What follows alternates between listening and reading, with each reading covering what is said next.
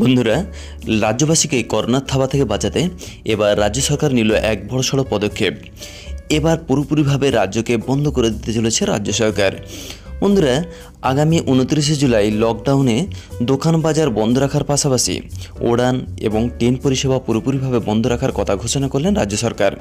উড়ান পরিষেবা বন্ধ থাকবে 29শে জুলাই।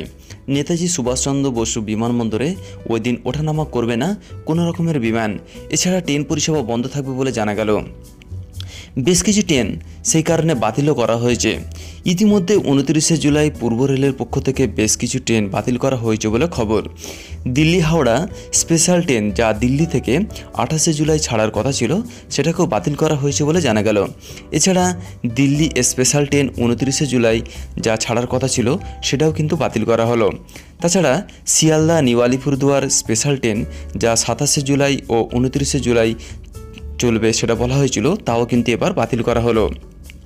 এদিকে নীল আলিপুরদুয়ার শিয়ালদা স্পেশাল ট্রেন, যা 29শে জুলাই বাতিল করা হয়েছে।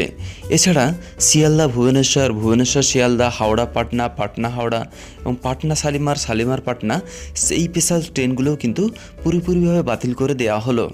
এদিকে লকডাউন করতে আগামী 29শে জুলাই সরকারি বেসরকারি অফিস বন্ধ রাখার কথাও ঘোষণা করা হয়েছে। বন্ধ থাকবে দোকান বাজার, কেবলমাত্র কৃষিকাজ এবং চা বাগানে ছাড় দেওয়া হয়েছে বলে জানা গেল।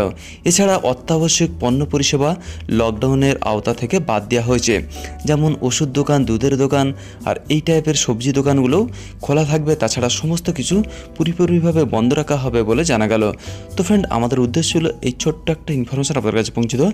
যদি ভালো লেগে থাকে তাহলে অবশ্যই লাইক করবেন এবং আপনার মতামতটা অবশ্যই কমেন্ট বক্সে লিখে জানাতে ভুলবেন না। ভালো থাকুন, সুস্থ থাকুন। Thank you friend, thank you for watching.